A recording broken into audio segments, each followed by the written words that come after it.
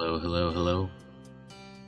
You have somehow found yourself listening to the Exit Light podcast again. My name is Eli Beals, and I am your host. Host as in presenter or guide, not in the sense of demonic possession. This time around, I have two stories for you. The first is titled The Spike in the Earth. It is my foray into cosmic horror, so it's a little wordy, and as much as I like to emulate the masters of this subgenre, I just hope I did it a little bit of justice. Very fun to write. The second story is called Butterfly, and it is about a relationship which can be pretty horrific at times. And it begs the question, what does it really mean to be haunted? Now, without saying too much, I'll get into it. Thanks again for listening, and if you enjoy these stories, you can find them on Amazon.com and Kindle in my anthology titled The Exit Light, a collection of the perturbing sort. Also, you will see a novel that I wrote a little while ago, and I don't know, you might like it. Okay. I'll see you later. The Spike in the Earth by Eli Beals. Autumn, oh autumn, like an apology for summer with its shifting hues and delightful frosty mornings. It is the winding down before the cold grip of winter closes tight. It is crackling fires and pumpkin pies, mulled wine and harvest festivals. My feet crunch through drifts of vibrant leaves, and the sun is a gentle warmth upon my back. Ahead of me, my husky, Lulu, tromps after some forest critter, and howls at it as it taunts her from above. As I draw closer, I can see it is a squirrel, chirping anxiously and twitching its fluffy tail. Probably irate at being interrupted from its frantic gathering of supplies for the coming winter, I smile and scratch behind Lulu's ears as she pants out gusts of steam, watching the squirrel, daring it to make good on its shrill threats. A gust of cold wind whispers through the trees, and for a second I see a glinting to my left, like a sudden tiny rainbow. I walk over to where I thought I saw it, and kick away the leaves to reveal an unblinking eye upon the ground. I reach down to pick it up for closer examination, and realize it is part of something larger, interred beneath the dirt. Lulu joins me to inspect, sniffing around the clearing I have made, and she utters a low whine while stamping the ground with a paw in disapproval. I pat her head, amused at her dramatics, and regard this object with more scrutiny. I find a stick to loosen and wedge the thing out, but even with a firm handhold it proves obstinate in its retrieval. I readjust to get better leverage and pull with all of my might. Almost grudgingly, it comes free with a dull, grinding sound like Excalibur from the stone. The eye is fixed like the head of a nail, with a narrow, furrowed blade that tapers down to a sharp point. I do not know what sort of metal this is as I turn it in the sunlight. It casts rippling waves of prismatic refraction all around, but is, as far as I can tell, not reflective, save the minuscule flecks that seem to permeate the object. It is an odd material possessed with an illusory, translucent effect, which conveys a depth to it that I find unsettling, but at the same time beautiful. Lulu's aquamarine eyes are locked onto it and flick to mine as if begging me to leave this thing be. For a moment, I almost do, trusting her instinct for a brief second. Then a wave of euphoria passes through me, and I can imagine the eye upon the object blinking seductively. No, I must keep this treasure. I slip it into a pocket, and like a curtain closing, its effect is shuttered. Lulu barks and trots closer to me, nudging my hand with a cold, wet nose. I pet her and ask if she thinks it's time for breakfast. She grunts in affirmation, and we head back home. I fry up some sausages, letting the grease bleed out and coat the pan for the potatoes and eggs that come after. Of all the daily meals, I find breakfast the most sublime, as it sets the standard for the day's aspirations. Something to set your back against, and press forward to whatever challenges await. Lulu watches, ready to intercept any morsels that fall to the floor for immediate cleanup. I, of course, share with her, unwilling as I am to resist thousands of years of this custom. This, I imagine, is how man and wolf became interlinked, by sharing meals together. Morning passes on to the rest of the day that feels like a lazy fishing line. I occupy the couch with Lulu, meandering through various books that I cannot quite concentrate on.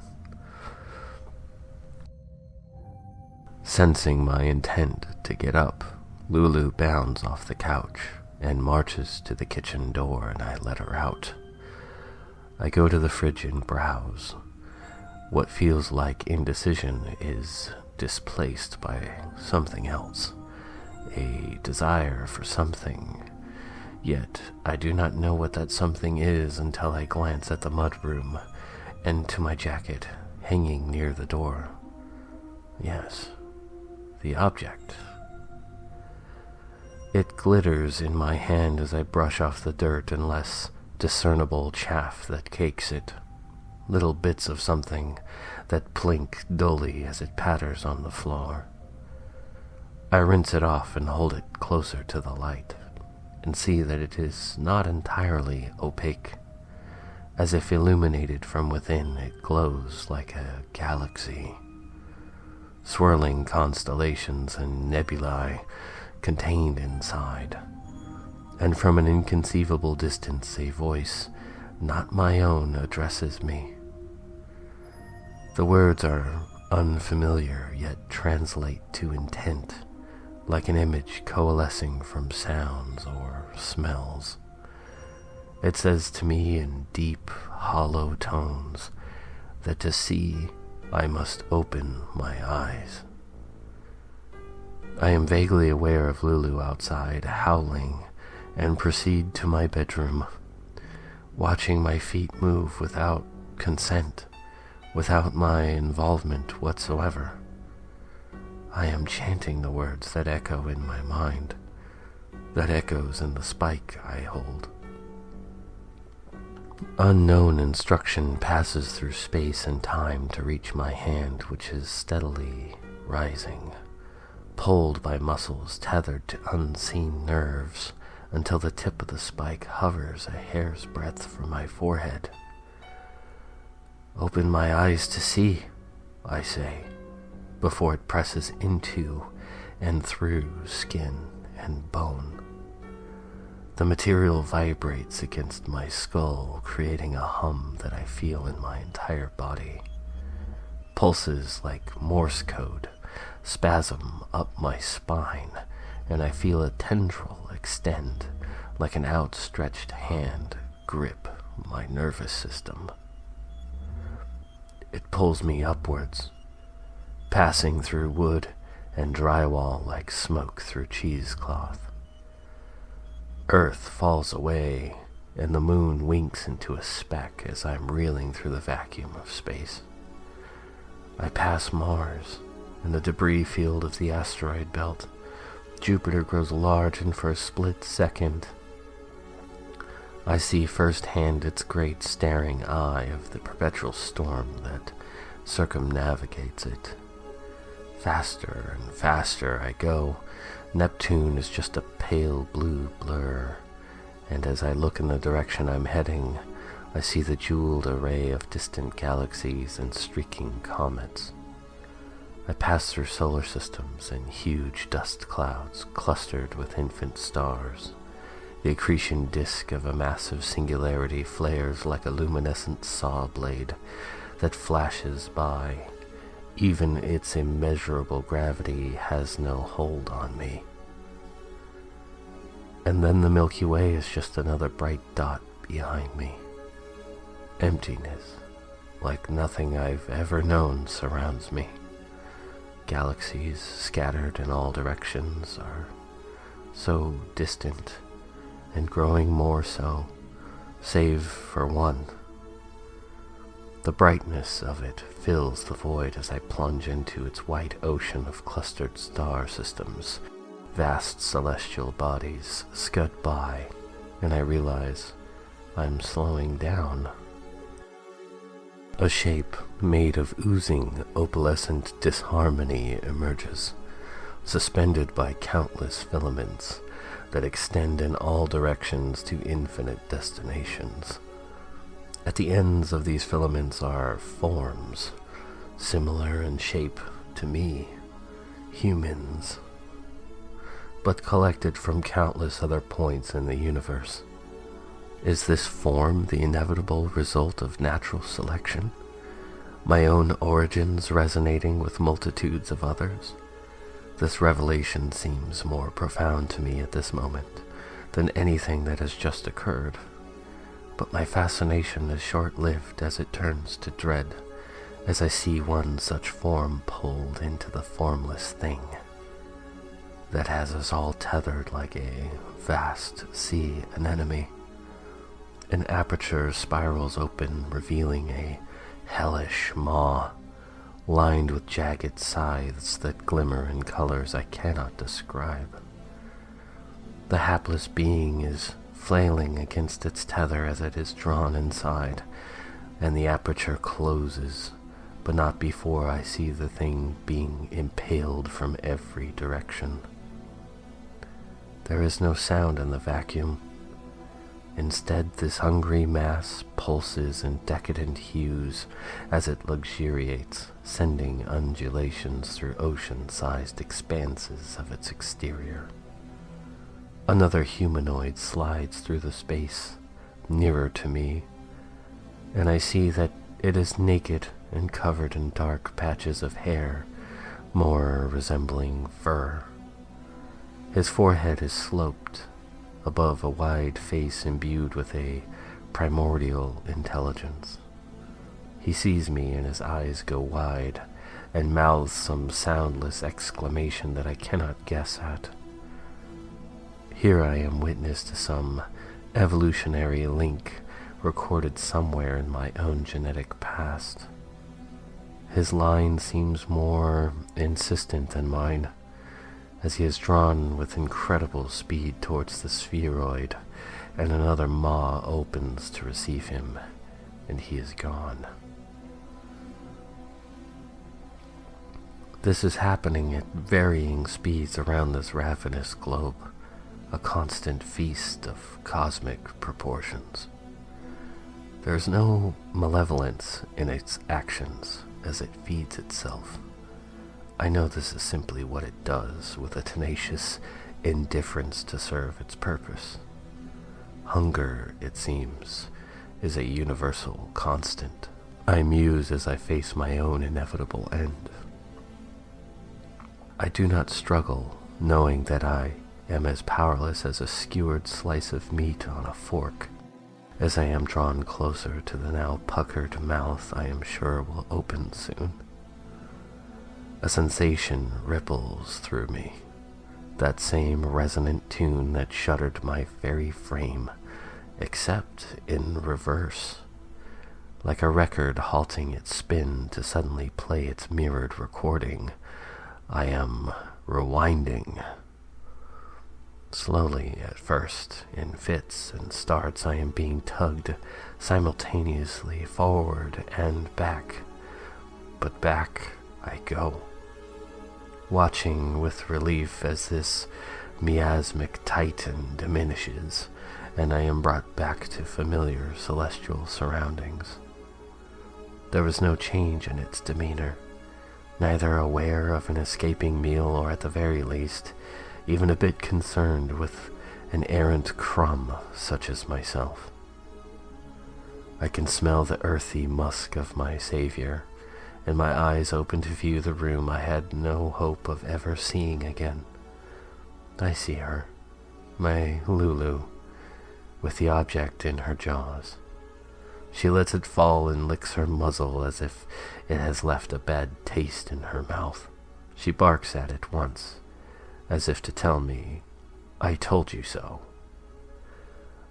I tentatively touch the spot between my eyes, expecting a bloody wound, but to my surprise the skin is unbroken.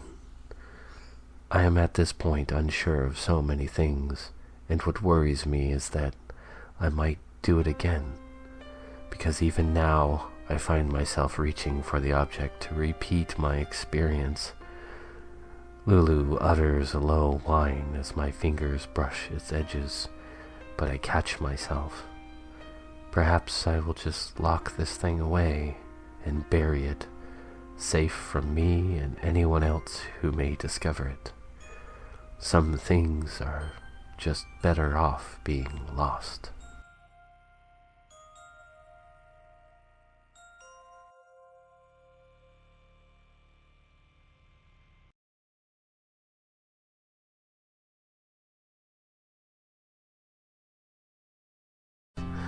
The Butterfly, written and performed by Eli Beals.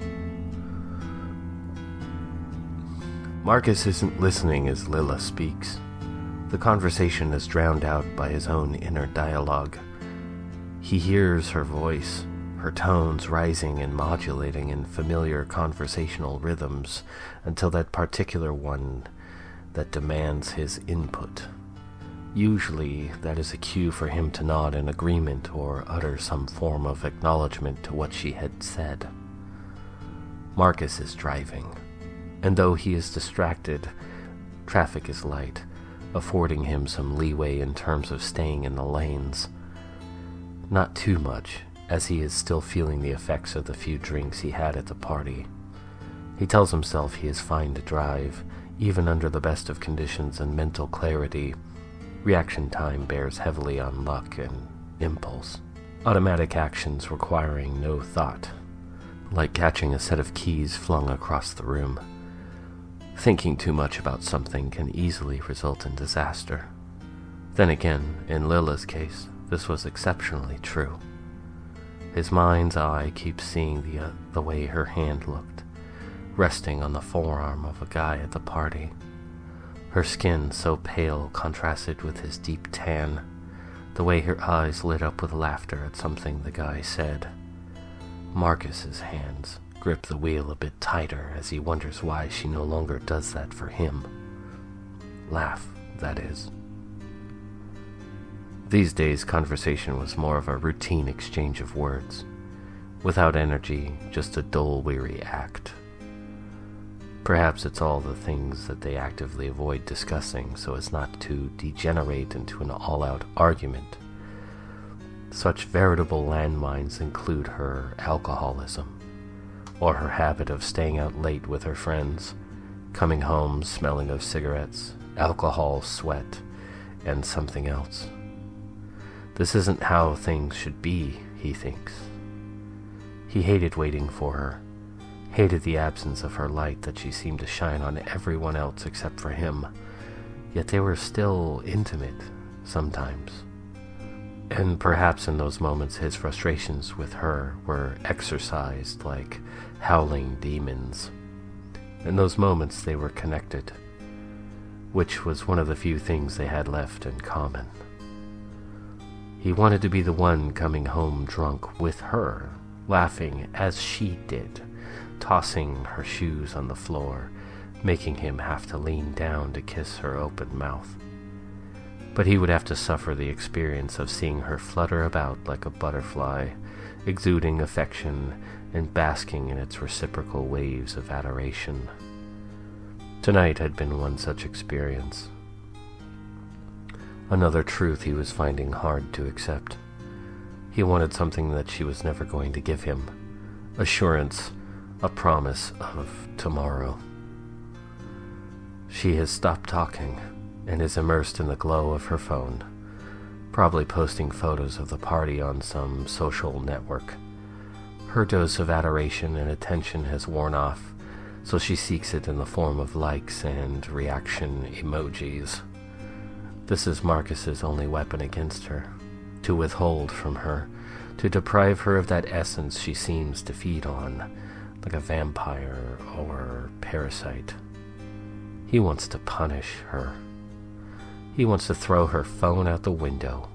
He wants to crash this car into a concrete pylon. She's giggling and trying to show him something on her phone. He glances at it for a second. It's a group of smiling faces over an array of empty bottles. He knows how one face in particular is turned profile towards hers, perhaps leaning in to whisper something in her ear. Marcus would like to see the other photos on her phone. He also dreads what he might discover. Lila lights a cigarette despite his admonishments about smoking in his car. She's pushing it, inviting a fight, he decides. He doesn't bite, and watches the yellow lines serpentine ahead of him in the headlights. He does glance over to give her the look, and sees for a second on her phone a short crop of pubic hair, and something beneath that familiar shape of turf is an unfamiliar object. He knows it's not him in that picture, and it is most definitely her. Lila is quite the exhibitionist, as he knows perfectly well. Could be an old picture from a past fling, or it could just be his imagination. He would ask her if she was cheating on him, but those boundaries were never really set down, just a whole lot of assumptions. The kind he might have formed at a very young age, thinking that is how it's supposed to be, conditioned by television shows and, of course, his family. Instead, he asks who that was.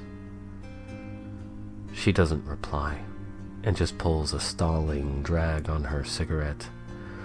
He can hear it sizzle as it gives her time to answer. Something evasive, he guesses. It's someone he wouldn't know, a long time ago. She says this offhandedly, like a long time ago wasn't last week. She's being way too cool about it, but asks why he's suddenly so concerned. In response to this, he accelerates the car. She laughs. It's not the light sound of amusement or delight, more of a startled reaction to the unexpected. He's taking curves a bit too fast, and is drifting into other lanes. She's asking him to slow down, but this only compels more speed. An oncoming set of headlights fast approaches. He has to swerve to avoid being clipped by Marcus's wild driving, the blare of their horn Dopplers away angrily. She's screaming at him now, her voice rising higher in panic, like an impending climax. He's getting what he wants, her undivided attention, though this might be the last time ever. Of course he would prefer her affection, and to see desire in her eyes again. He doesn't know when he lost her to other men, other interests. He had missed the exit some time ago with no way to turn around, no direction to go except forward, both literally and figuratively. She's calling him an asshole, spewing a tirade of obscenities at him. She's telling him the truth now. She's showing him who she really is. He basks in her radioactive fury and prepares a final answer by aiming the speeding car into a wall, the edge of the world. Sweet, sweet nothing. A thought occurs to him, a revelation, a soothing quench to his heated emotions. This is what she wants, and he chooses to deny her once again by easing off the gas. He turns to look at her again, but she's not there, and hasn't been there for a long time. Just the memory of her and the cigarette burn she left above the window. He wonders how she's doing these days, and if she even thinks about him. Maybe her jumping out of the car when he was stopped at a red light saved both of their lives that night. What died, though, left ghosts behind, and they don't rest easy.